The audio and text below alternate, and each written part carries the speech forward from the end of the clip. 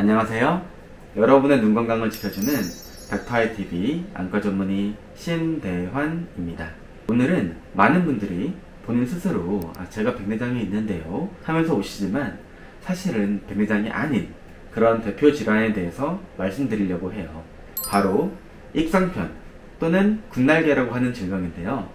도대체 이 병은 어떤 병이고 또 어떻게 언제 치료를 해야 될지에 대해서 제가 자세히 말씀드릴 테니까 끝까지 집중해 주세요.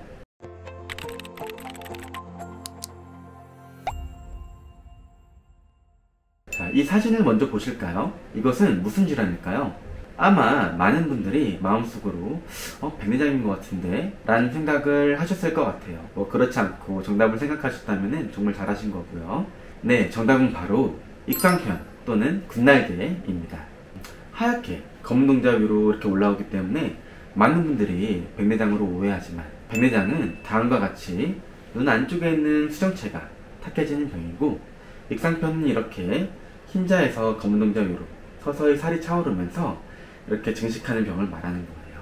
이런 익상편은 보통 경미한 눈표면의 이물감부터 그 증상이 시작하고요. 점점 증식하면서 우리가 맨눈으로 보기에도 검은 동자 위에 하얗게 올라온 것이 보일 정도로 진행을 하게 됩니다. 그렇다면 익상편은 도대체 왜 발생할까요? 사실 이 병은 전 세계적으로 쉽게 찾아볼 수 있는데요. 특히 따뜻하고 건조한 기후에서 잘 발생한다고 알려져 있어요. 거기에 소금기를 머금거나 아니면 모래가 섞인 이런 바람들이 날리는 사막 기후에서도 더 잘 발생한다는 점이 꽤 흥미로운 점이죠. 즉 자외선과 눈 표면의 불안정성, 건조증이 가장 큰 이유가 될 수 있다는 것을 이런 사실들로 하여금 추론해 볼 수 있다는 거죠. 또 우리가 나이가 들수록 발병 빈도가 증가하는 것으로 볼 때 노화로 인한 익상편의 발병 가능성도 생각해 볼 수 있겠습니다.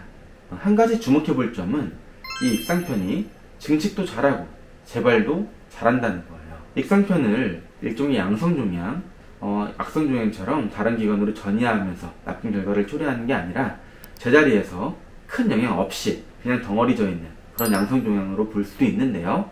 특이한 것은 이런 양성종양 같은 성질을 띠면서도 동시에 진행도 잘하고 치료 후에도 재발을 너무 잘한다는 거예요. 과거에는 40에서 50%에 육박한 재발률로 인해서 웬만해서는 수술을 하지 않고 지켜보는 게 추세였을 정도로 재발률이 높았다고 합니다.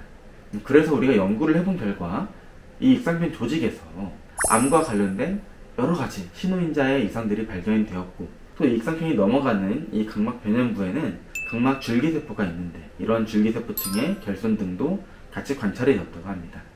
이런 여러가지 기전적인 결함들을 발견을 한 결과 그런 것들을 보완을 해서 현대에는 이런 여러가지 수술 테크닉의 발전 및 기술의 발전으로 수술 후 재발률이 10% 내외로 다소 줄어들 수 있었습니다. 그렇다면 익상편은 도대체 언제 수술을 해야 되는 걸까요? 의학적으로 수술이 필요한 시점은 보통 세 가지로 보고 있어요.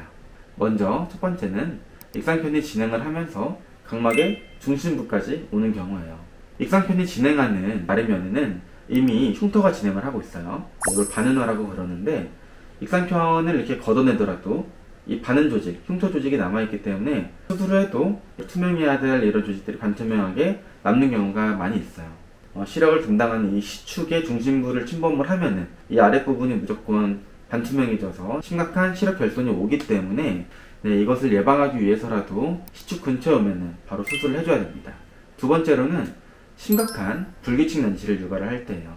익상편이 이렇게 자라나면서 각막을 잡아당기면서 여러가지 형태의 난치를 유발을 할 수 있는데요. 이런 경우는 비록 이 중심부까지 익상편이 진행을 하지 않더라도 심각한 시력 저하가 유발이 될 수 있어요. 그래서 이런 경우에 수술을 해줘야 됩니다. 특히 백내장 수술을 앞두고 있는 분들 중에서 익상편이 있다면은 수술 후 결과에 익상편이 심각한 영향을 줄 수가 있기 때문에 먼저 익상편을 제거를 하고 백내장 수술을 받는 것이 순서입니다. 마지막으로 익상편 이 자체에 반복적인 염증이 발생하는 경우에요. 이 익상편 자체가 약간 흰자 위에서 좀 올라와 있는 형태이기 때문에 지속적으로 눈꺼풀이나 이런 외부 요인에 의해서 걸릴 수가 있어요. 반복적인 충혈 및 통증이 발생할 수가 있고, 이런 경우 먼저 약으로 조절을 해볼 수가 있지만 약으로 조절이 잘 안된다면은 이를 줄이기 위해서라도 수술을 고려해 볼 수 있겠습니다. 그 외에도 미용적인 목적으로 수술을 원하시는 분들이 많이 계신데, 아까 말씀드렸죠. 익상편의 재발률이 매우 높다고요. 그렇기 때문에 높은 재발률을 감수하더라도 나는 미용적으로 꼭 수술을 받겠다, 이런 분들에 한해서 수술을 시도해 볼 수 있겠습니다.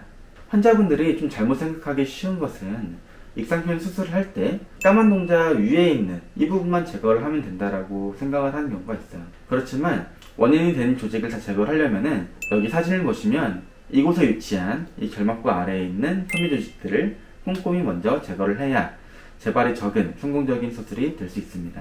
이 부분이 제거가 되면서 어쩔 수 없이 그 상부에 있는 결막이나 퇴눈층이 같이 제거가 될 수가 있는데요. 그렇다 보면은 그 아래 가장 안쪽에 있는 흰자 부분이 노출이 될 수밖에 없어요.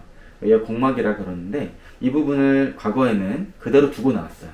이거를 또 공막 노출법이라고 부릅니다. 이게 기본 수술법이었지만 현재는 이 공막이 노출되면서 발생하는 여러 합병증과 이 수술법에 대한 높은 재발률로 인해서 이렇게 노출된 공막을 다양한 방법으로 덮어주고 나오는 것이 대세인 수술법이 되었습니다.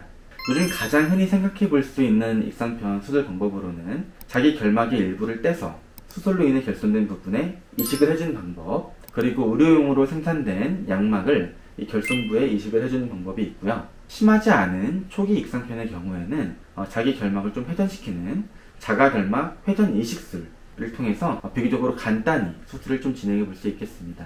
그리고 익상편 정도에 따라서 또는 수술하는 사람에 따라서 마이토마이신 C와 같은 항암 성분을 절제부 표면에 도포하는 등의 재발을 줄이기 위한 다른 방법들도 병행이 될 수 있겠습니다.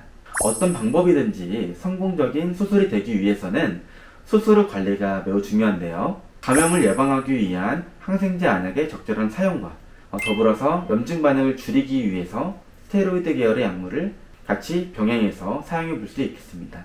그리고 건조증 및 눈 표면의 염증을 잡아야 재발률을 낮출 수가 있어서 지속적인 인공눈물의 사용 및 사이클로스프린 계열의 안약 역시 같이 사용을 해볼 수가 있겠습니다.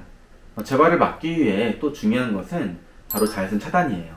특히 야외 활동이 좀 잦으신 분들일수록 선글라스나 자외선 차단 안경을 활용을 해서 눈이 직접적으로 자외선에 노출되는 것을 피해 주시기를 권고드립니다.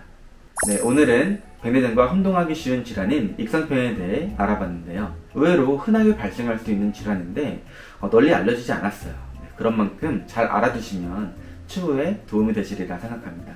네, 오늘은 여기까지고요. 구독과 좋아요, 알림 설정 하시면 제가 앞으로도 더 유익한 건강정보 가지고 찾아뵐 수 있으니까 잊지 마시고요. 그럼 다음에 또 뵙겠습니다.